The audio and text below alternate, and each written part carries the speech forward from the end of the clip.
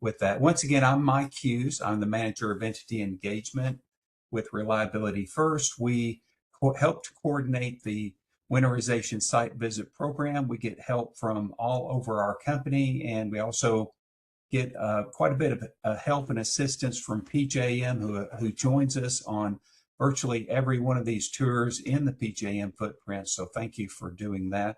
Courtney, if you will, move to the next slide. So you might wonder why we have this program. Why did we start the program? Well, the program essentially started back in 2014 after the polar vortex. So if you were around for the polar vortex, you know that it was an event that essentially hit the southern states primarily more so than the northern states, but it was significant. And based on this, there were some lessons learned that were issued.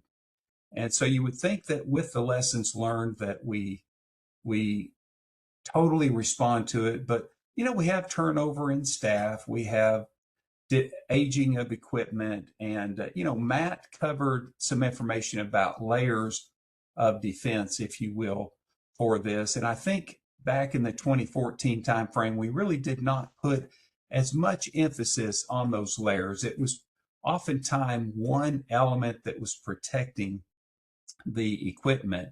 And as Matt told you, equipment is going to break down. It's not a question of whether it will break down, it's more a question of when. And when it does, if you have those overlapping layers of defense, it really helps to prevent the actual freeze up, especially if you have those controls that they have. So we fast forward into the 2021, 2022 timeframe. We have two fairly major winter storms. Winter Storm Uri, in fact, resulted in the largest firm load shed event in the U.S. history, just around 23 gigawatts. Now think about that. That's the equivalent of 23 nuclear power plants or 23 large coal plants. So that's a lot of customers that had to be interrupted. And I had friends in that area that was impacted, and they told me their power was out for a couple of weeks. So it was very significant. If we look at the next slide, this will give you some idea of the impact of that load shed event. Because as we, and it'll be on the next slide, Courtney, but as we look at this next slide, yeah, this spanned 40 minutes. So each of those major time intervals were 10 minutes. So at this point in time, at 1:23 in the morning, there was already 35 gigawatts of generation that was out. And so they started in with some load shed.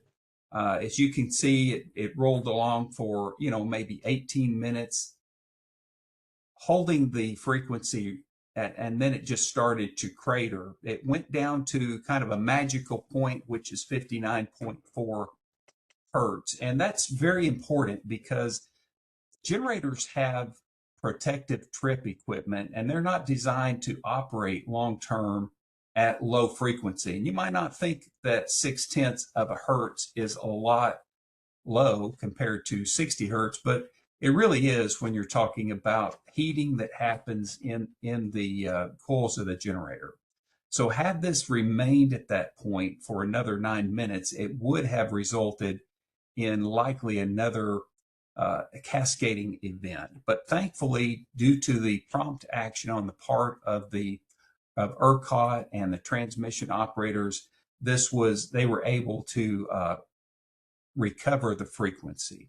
And this shows the value, I think, partly of the NERC program in how all of the training that we have, and no operator wants to trip load, but they can take solace in knowing that they stopped an even larger event from happening. So this is what we're trying to prevent. We're trying to prevent the situation where we have generation that's tripping off, resulting in having to shed load. Next slide, please. So we started this, as I mentioned, back in 2014. We were doing a handful of plants a year, anywhere from 3 to 7 plants, and then we held off on the COVID year, but then we ramped back up, and in 2022 we started elevating the number of plants that we visited. We partnered with PJM a few years ago, and this has really helped us to increase our staff. I would say it's almost equivalent of 1 to 1. I mean, they're sending as many people as we have going out to the site visits, and we're really thankful for that. This is also an opportunity for our newer staff to be able to visit a plant and just be able to observe and get to walk through a plant, something that they might not have an opportunity to do otherwise. So we completed 30 of these last year, and we're on track to complete another 30 this year. Next slide, please. So what are some of the overall merits of a site visit? Well, I think some of our plants just like the fact that it's a voluntary outreach opportunity. It's not one of those cases where we say you have to do this. It is one where we often knock on your door by sending an email and saying, could we please come visit your plant? And we also have some plants that reach out to us, but most of these are where we reach out to them. And we look at their plant-specific readiness review. So rather than it just being a generic standard, we're looking at their process documents. We're looking at their diagrams. We visit their plant. We bring subject matter experts, people who have actually worked in power plants for decades, that come to your plant and bring the experience from their long career. And we also exchange best practices. I mean, we would share what we know knowledge-wise with your staff, but we're also looking for any best practices that we may learn. And we learn every year. We get some new practices that we did not have previously. This is a proactive step that your plant can take to help improve your reliability. And we've studied this over a period of years, and the data and statistics support that this actually results in an improvement to power plant reliability. Next slide, please. So you may be familiar with these two terms of E4, which is the equivalent forced outage rate. So this rate measures the percentage of time that a plant is not available relative to the amount of time that it was needed to run, to operate. So, for example, if we did not need a certain plant and it was shut down for 6 months, but not called upon to run, it would not impact this particular metric. And in comparison to that, the unavailability factor measures the entire year. It looks at what percentage of time the plant was not available to run relative to the whole year. And we look at the gray bars. Those are the population of plants that we did not visit, compared to those in red, which are the plants that we visited. And remember now, we're actually looking at the GADS data, which is the Generator Availability Data System, to look at historical operation to hopefully identify plants that could use our help. Now, not all plants fall into this category. Some plants we try to visit these in groupings. So if we're visiting a plant in Pennsylvania, for example, we try to identify 2 other plants, and those plants don't necessarily fall into a low performing rate. But what I'm saying is some plants do, and based on the statistics, it's showing that they have an improvement over the other plants. Next slide, please. Okay, so how does our site process go? Well, we look at several groups of plants. We have the list of plants that are new, and we look at those to identify plants that are larger. In other words, if we had the choice between picking a plant that was 500 megawatts versus one that was 50, we would prioritize a plant that's 500 megawatts. We're getting, a larger capacity, but we will visit the smaller plants if they're in the area and we're going to that area. We will also visit them if we get a request. In other words, if you specifically say, hey, would you come visit our plant? We will definitely look at that and find a way to come visit your plant. We also visit plants based upon the generator availability data system, or GADS, looking at those metrics, that unavailability factor and that equivalent forced outage rate factor. We also visit with PJM to get feedback from them because they have their electronic dispatcher application reporting tool, otherwise known as EDART. And they look at that data to see how power plants were performing during some of these extreme cold weather days. Now, while we're visiting these other plants, we want to gain experience on visiting wind, solar, battery storage. So we try to include at least one each of these type of resources every year. And so we will visit the plants and ask them to, share their best practices. And then we bring that back to share with other companies. Now, what's the process? Well, we start with a survey. We usually send this out via email in the August to September timeframe. And then we schedule a site visit with your plant in the September to January timeframe. And as I say, we try to group those in usually groups of 3. And that just helps us with travel. We have subject matter experts that are in different parts of our footprint. So if we are having, say, if we're visiting a plant in the, on the eastern side of our footprint, we may have some people that can just drive from their home to that location, and then some that travel. And for anyone that travels, we try to group these so we can be more efficient with our site visits.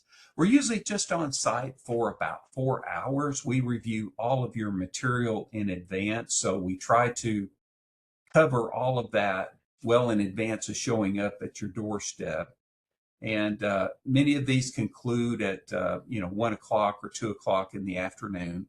We usually try to schedule at least 3 people for these. So sometimes we're showing up with 2 or 4.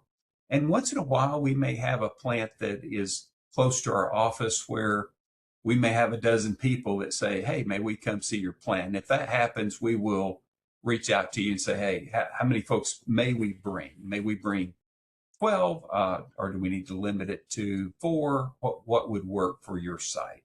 And at the conclusion of this activity, after we visit your plant, we will share some tips with you while we're there, but we will bring that information back and generate a report. Next slide, please.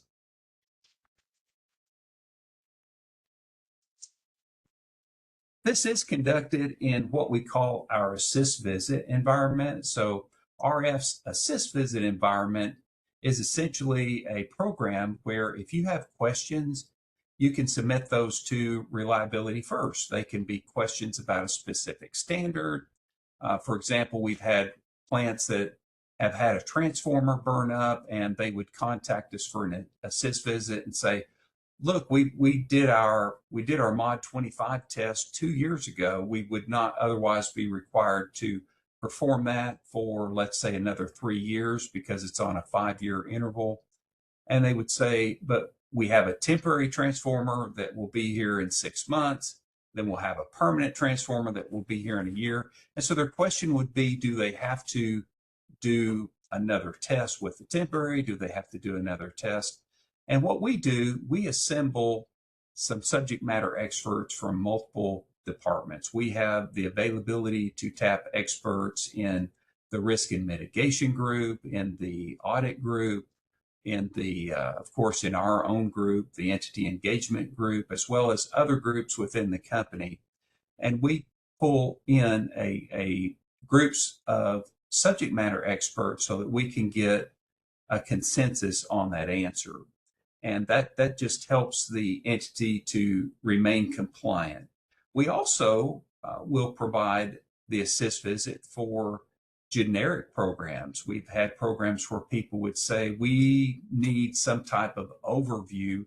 We have new staff. Maybe they had, one example was they had several new staff members that would be working in the compliance area, and they wanted essentially a 101 program to familiarize them with the NERC program and the families of standards. So we set up a half day of training, and you can actually come back after we complete the first answer. If you would like additional training, we're more than welcome to provide that.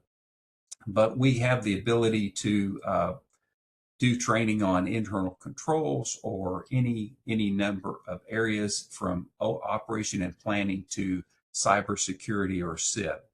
So that, as I mentioned, this is in the assist visit program, but for this particular activity, we of course are focused on the winter readiness. It's not an audit activity. If you have questions about something that is mandatory, we can certainly pair you up with a separate assist visit to answer that question. But we try to keep the focus while we're on looking at your facility to just best practices and helping you with that. As we mentioned, we review your processes and then provide that report. Next slide, please. So the survey is 2 or 3 pages long. The questions are real easy. Many of them are just factual statement about what type of plant you own, the size of your units, if it's indoor or outdoor, and just general questions. And these are not compliance questions. They're just simply informational questions to help our staff start to become familiar with your plant. Next slide, please. So we mentioned that, the best practices, as you saw in Matt's presentation, covered several areas. They covered heat tracing, transmitters, insulation, compressed air, pre-staging supplies. He didn't in particular have the air take filter issue, but he covered wind breaks or winter huts, as he called them, and also the temporary enclosures. And he discussed some training. Next slide, please. So let me kind of dig into some of these just a little bit more to share something with you. So the standard does not require that components that are in a permanently heated building, it does not require them to be insulated or does not require them to be designated as a critical component. However, some of these components that would otherwise be designated as critical components can sometimes have challenges indoors. So on the left, we see some temporary covers that are insulation covers that are being installed over some transmitters that are inside of a heated building, but they're near a door, and sometimes that door is propped open or the door leaks air. So, I mean, this just helps to have those different layers of protection. And on the right, we see a louver, which in the summertime has to be open for airflow to cool the building, but in the wintertime, it becomes a detriment. So in the wintertime, it's covered up with some insulation bats that help to seal the air, but also to insulate. Next slide.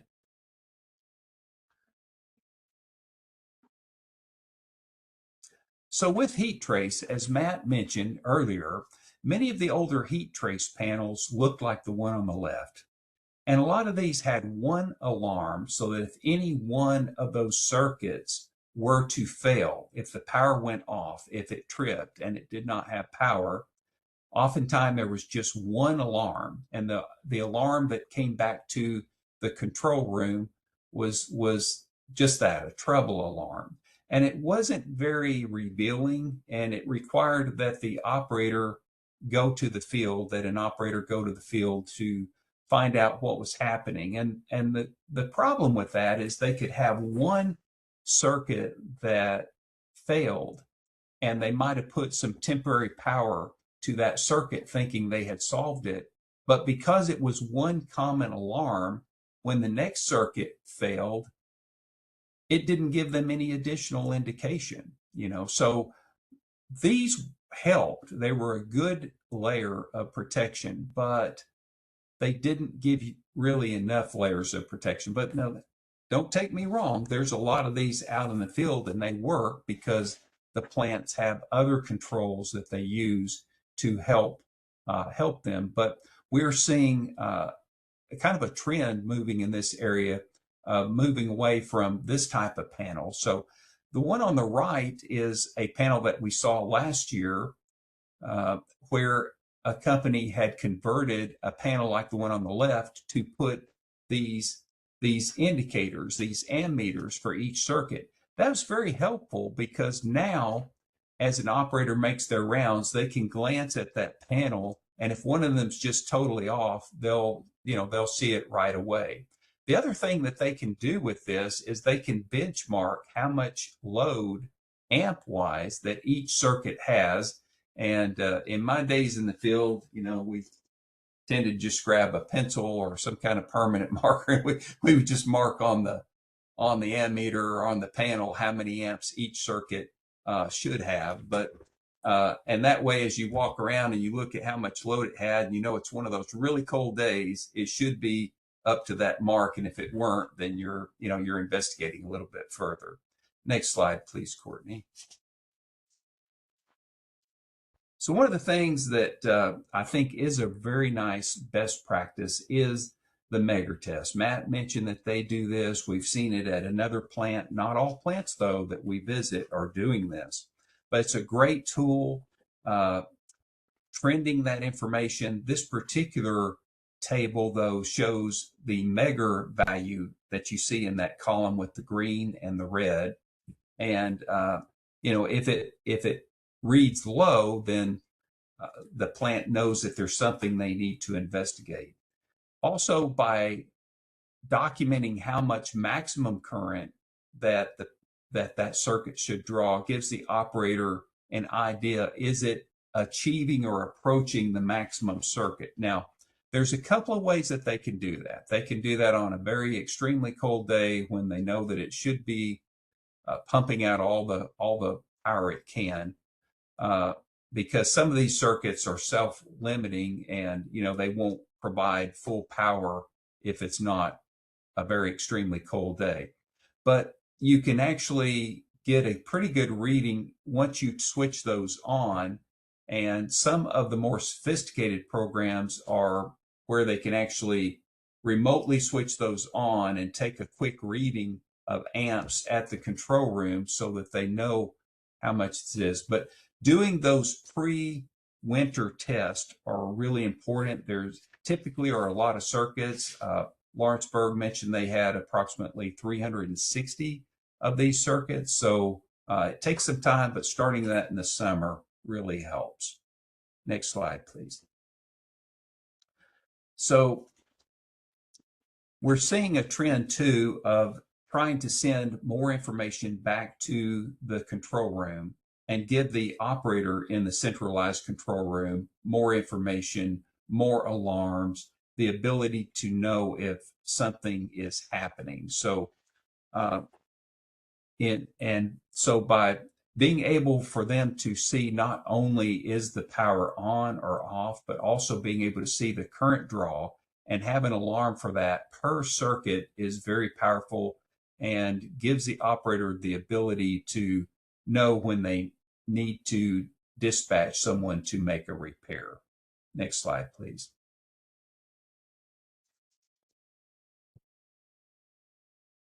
So those overlapping layers really help a lot. For plants some plants use this as a best practice, which is an end of circuit light. And with this, it essentially tells you if you're getting power at the end of the circuit. So if you had a circuit that was 200 feet in length, you know that you have power back at the panel because you're getting a good reading there. You're sending some power into the circuit, so you're seeing that. but as it's showing up all the way to the end of the circuit, these end of circuit lights help to bear that out. Next slide, please.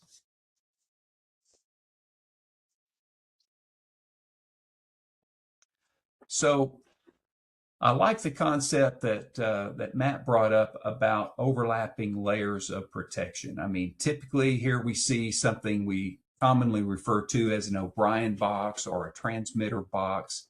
It's an enclosure that is outdoors typically and is protecting the transmitter from freezing. So there's typically some supplemental heat inside of the box, and some best practices that we've seen would be local indication of the temperature. So as the operators make their round, they can quickly glance at the temperature gauge to make sure that the internal temperature is still at a sufficient level. Next slide, please. The insulation, a best practice here is of course, an insulation survey that would be conducted during the warm summer months. Next slide, please. So for compressed air, it's very important to operate the compressed air at a very low dew point. I think Matt said that Lawrenceburg operates theirs to approximately minus 40 degrees Fahrenheit. And so having a very good air dryer, having this being monitored for the dew point helps to keep moisture out of the compressed air so that as those pipes leave the building enclosures and travel, outdoor, they don't, hopefully don't freeze up. They still can, but it lowers the probability of that happening. Next slide, please. So we didn't see this oh yeah, we did, sorry, that's the pre-staging. All right, so pre-staging of equipment really helps. Every minute matters when you have something that's freezing up. So having those portable heaters, having those extension cords, having those as a final layer of defense is a really important concept. And we see these not only in a centralized location oftentimes, but depending on the size of the plant, may see these spread throughout the plant. Next slide, please. So for combustion turbines that have the air intake and have the filters, depending on how we've heard stories of, hey, we don't have freezing on our air intake when the wind's out of the east, but when it's out of the southwest, it blows toward our intake, and we can have freezing issues. So it's hard to see here, but this particular picture on the left, they have some puffer heaters that will basically inject heat into this area to either thaw out or prevent those from freezing up. And of course, with combustion turbines, you still have to condense the steam after it goes through the steam turbine has to be condensed. So you still have to have some type of condenser. It's not as much a challenge if that's operating full time, but if your plant shuts down or is not running, then it can be a challenge for keeping heat on the cooling tower. So it's important to focus on both these areas if they're applicable to your plant. Next slide, please. So we've seen two different types of temporary, if you will, enclosures. We're seeing windbreaks that don't necessarily fully enclose the area, but they provide a good windbreak. On the left, we're seeing some retrofitted screens, or if you will, panels that will help to reduce the wind chill effect, at the top of those stairs, and also help to reduce a little bit the amount of snow that would accumulate. And on the right, we're seeing a temporary, it's a curtain that can be closed to not totally seal off, but help them to be able to put some supplemental heat in that area. You might say, well, why don't we just enclose this on the right? Well, some of this equipment also has to be cooled in the summer, so it may have to be, you know, to keep from having to then put in permanent air conditioning. Sometimes this is a solution. Next slide, please.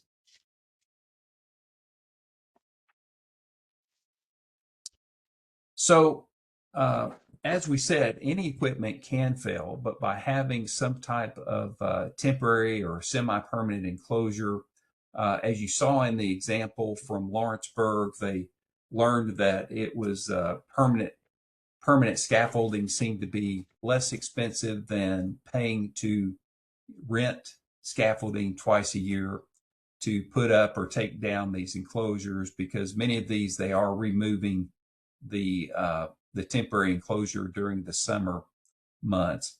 But having these winter huts, it buys time when something happens. Think of it this way: the heat trace is protecting the pipe.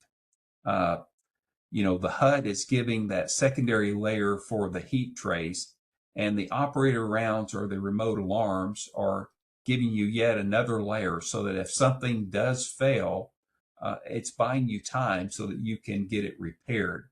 I mean, some of these are brutal environment. If you're outdoor in the middle of winter and it's blowing 30 miles an hour with snow or sleet, those are brutal conditions. And having these temporary enclosures not only help the personnel to not be exposed to the elements, but they also slow down the freezing process to give you additional time to make those repairs. Next slide, please. So one plant that we visited had a wireless alarms, and we were asking them why they had those. They were not installed at the time when the plant was designed or built, because most of the field equipment that was designed or installed when the plant was built had hardwired cables all the way from the field into the control room for the supervisory control or the plant control center. Some plants call it a DCS, some call it a SCADA.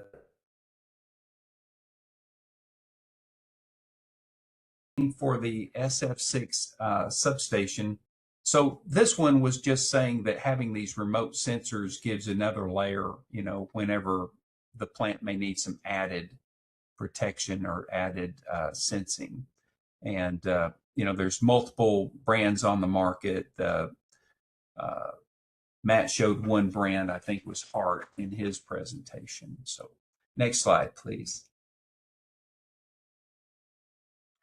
So in our substations, most of these breakers are very common with the SF6 gas inside the breaker. That gas is impacted by cold weather. It has a minimum operation level. So it's important for plants to know, first of all, to make sure that this retains the right amount of gas, but you can wire up alarms from those breakers. And of course, batteries that operate those breakers and the relays in the substations, those batteries are also can lose some capacity in very cold weather. So it's important to both heat and cool in the summer, but heat in the winter. Next slide, please. So we do visit solar plants. We don't find a lot of things that we can bring back because they're fairly straightforward. They don't have the water to be concerned about for freezing. We've seen, but we do continue to visit the plants and just see if we can learn. We found it interesting to, first of all, just educational to visit a solar plant. And here we see the single axis solar panel tracker with the control and remote control that can have auto stow for, if there's a hailstorm or, if they need to shed the snow off the panel, where they can turn it vertically momentarily to help the snow to slide off of the panel. Next slide, please. We also saw a wind farm that had one of the nacelles, a spare nacelle, sitting on the ground for educational purposes. This was, when we visit the wind farms, we of course are not allowed to climb up into the several hundred feet of tower to see the nacelle. So being able to see this on the ground was really interesting and is such a great training tool. Next slide, please. So that pretty much concludes my presentation for today. We have some links for additional resources, including the assist visit request form. And Courtney, that's what I had. So thank you.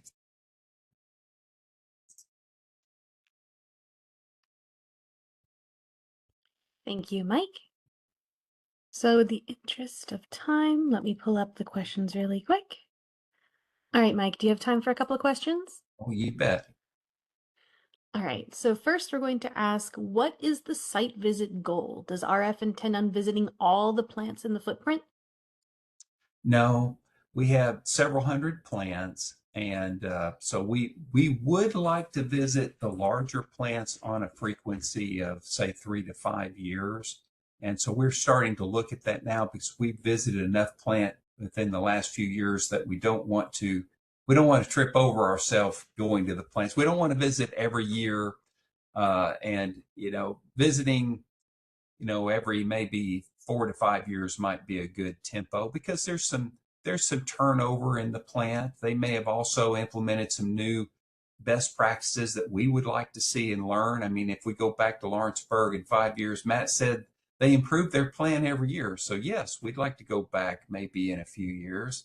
But yeah, not we don't necessarily try to visit all of the power plants.